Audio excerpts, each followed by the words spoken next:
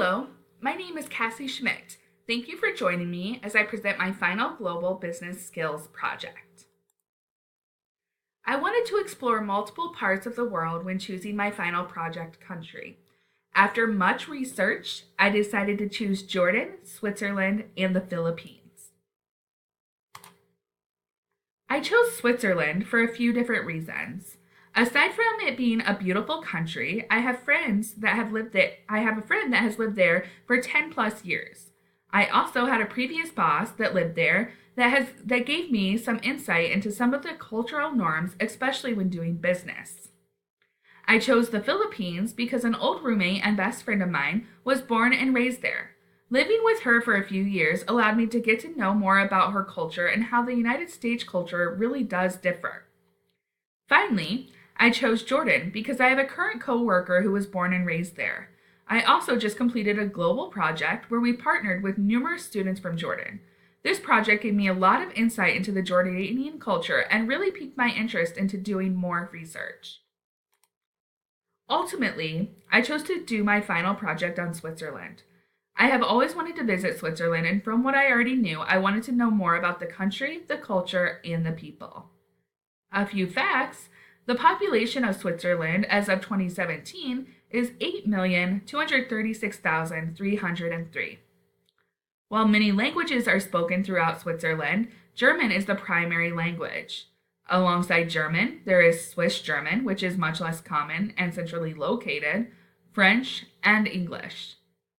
While most Americans probably think of clocks, watches, and chocolate when hearing about Switzerland, there are actually many other industries. Machinery, textiles, tourism, banking, insurance, pharmaceuticals, chemicals, and precision instruments lead the way. During my research, I was also able to find some facts that I didn't know before.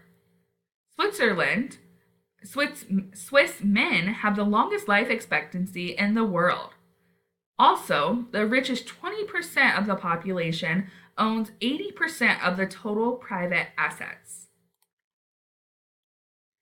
When researching a current event, I chose Nestle, an article about Nestle, a Switzerland-based global company which is facing increased pressure to ensure better supply terms with AgeCore, who represents 6 different European retailers. The pricing standoff has been ongoing and has resulted in numerous stores ordering less Nestle products until their demands have been met. Although AgeCore and Nestle are expected to ultimately reach a deal, there is a chance that they won't. What happens if they don't? It's a big deal. It would cost Nestle 2 or 3% of their group sales. Why is Nestle struggling? Recently, they reported their weakest sales growth in over 2 decades.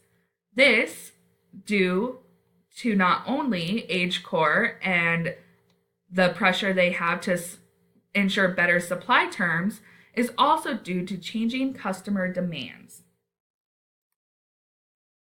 Switzerland's cultural dimensions. Outlined here in the infographic, we have Switzerland in blue and United States in purple. And as you can see, Switzerland is very comparable to the United States, the biggest variance in long-term orientation. I'm going to go through these briefly just to give you a little bit of insight into the dimensions and what that means for Switzerland. At 34 on the left for power distance, this means that the following characterizes the Swiss style. They're independent, they have a hierarchy for convenience only, they have equal rights, superiors are accessible, they have coaching leaders, management facilitates and empowers, power is decentralized, and managers count on the experience of their team members. Employees have an expectation to be consulted. Control is disliked, and attitudes towards managers are primarily informal and are on a first name basis. Communication is direct and participative. When looking at individualism with a score of 68, they are considered an individualist society. What does this mean? There is a high preference for a loosely knit social framework in which individuals are expected to take care of themselves and their immediate families only. Offense causes guilt and a loss of self-esteem. The employer-employee relationship is a contract based on mutual advantage. Hiring and promotion decisions are supposed to be based on merit only, and management is the management of individuals. Moving on to masculinity with a score of 70, this indicates that this society will be driven by competition, achievement, and success, with success being defined by the winner or the best in the field. They have a value system that starts in schools and continues throughout organizational life.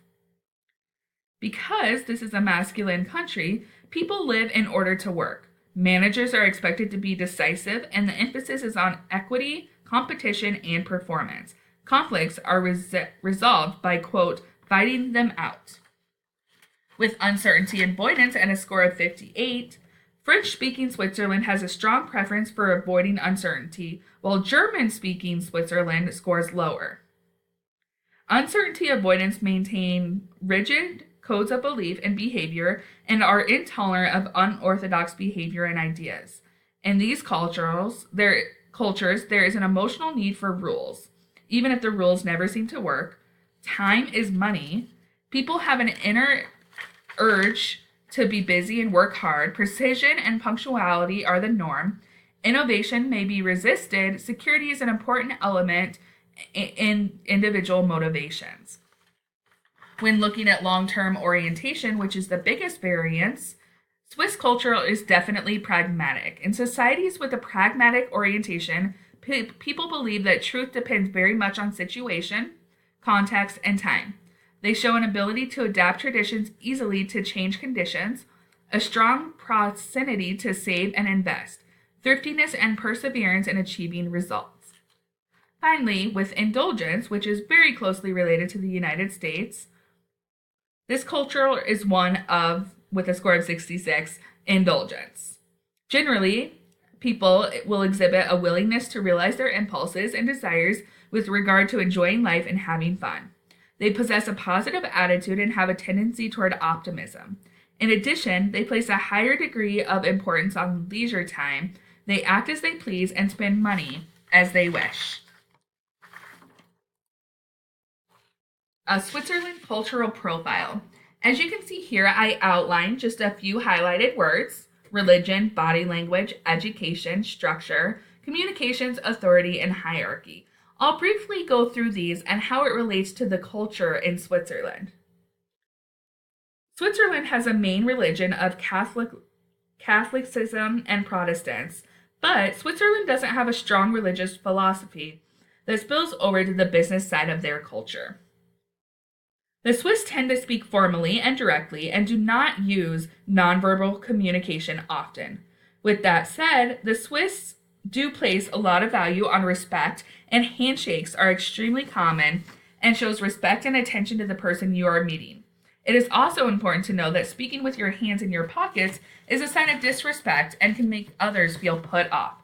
You should never raise your finger to your head. It is seen as disrespectful. You should not shake your leg, fidget, or play with your hair. It is considered rude. Yawning, stretching, and slouching are also considered rude and should be avoided in public. Higher education is greatly valued. Most higher education include apprenticeships that are what we, as Americans, would classify as vocational education. Because of their limited natural resources, Switzerland has one of the best schooling systems in the world. There is very little humor when doing business in Switzerland. Because of their values of respect and time, meetings are often short and to the point.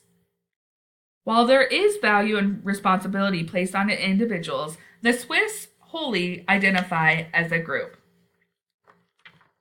The Swiss prefer a more rigid structure and will value security over their own achievement.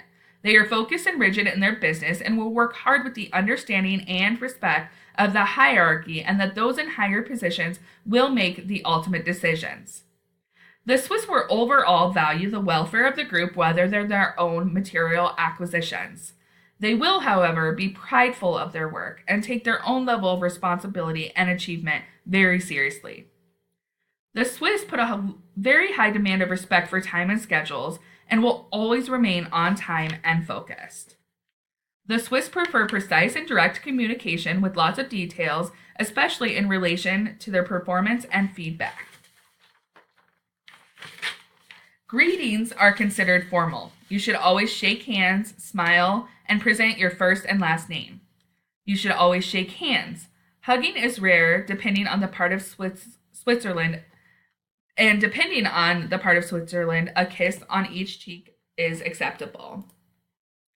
Speaking more about manners and customs, the Swiss are guarded and will keep a distance. They value their privacy and their personal space. Eye contact is important in Switzerland. If you are unable to make eye contact, you are regarded as hiding something or being dishonest. There will be little socializing when in the office. However, when doing business deals or having meetings outside of work, most socializing will take place at restaurants. They also place a lot of value on privacy and will rarely invite you into their home. If this happens, it is regarded as an honor. It should also be mentioned that the Swiss value their home life and you should never call them, quote, after hours. Business etiquette. Business attire is neat and orderly and what we would consider business formal. Most companies will require conservative dress with muted colors. Business hours are low capped at 45 hours per week. Most businesses are closed on government holidays and religious holidays. Introductions should be made by making eye contact, smiling politely, and shaking hands. You should always, as mentioned before, introduce yourself using your first and last name. It is very uncommon to hug or pat each other on the back. Business meetings are kept formal, timely, and straight to the point. Very rarely will business meetings take place outside of work. Communication is direct without an abundance of harshness or lavish compliments. It is to the point, and facts are used for explanation only. It is good to note that patience is required when making deals in Switzerland. The Swiss are very serious and value their time and take all decisions very seriously. The Swiss are hard but fair bargainers. Gift giving is done after a deal has commenced, not before. You should never give an overly expensive gift as it may be seen as a bribe. Wine, bourbon, books all make really good gifts. Business breakfasts are uncommon and most business food is consumed at a business dinner or luncheon. A case study about Switzerland. Nestle in the United States. Nestle, a Switzerland-based food and beverage company, recently sold its U.S. candy business. Doing business in the United States since 1866, Nestle will continue to sell some of their other brands in the United States, but not their candy business. They sold their candy business to French competitor Ferrero. Proving their understanding of global business and the changes in consumers' needs, they sold rather than failed in their U.S.-based candy business. Per the article, Nestle ranked fourth behind Mars, Hershey, and Mondelez with a worth of $5.5 million. It's also worthy to mention that while they did sell their candy line, they launched a vitamin line in the United States and will continue to develop new, innovative products. While sales of Nestle in the United States struggled, that is not the case in Switzerland with their candy and some of the other countries where they do business. Nestle was once a leader in the United States candy market. Recognizing that the market has changed and the culture has shifted too. That's why they sold their candy business and launched a new brand of vitamins in the marketplace. In closing, when conducting an interview with my friend and his family that currently reside in Switzerland, his best piece of advice about working globally with Switzerland is to go there. Meet the people. Dive in and get to know their surroundings, the norms, and immerse yourself fully in their culture. I hope you enjoyed learning about Switzerland and gained some insight into their culture, business norms, etiquette, and way of life. Thank you.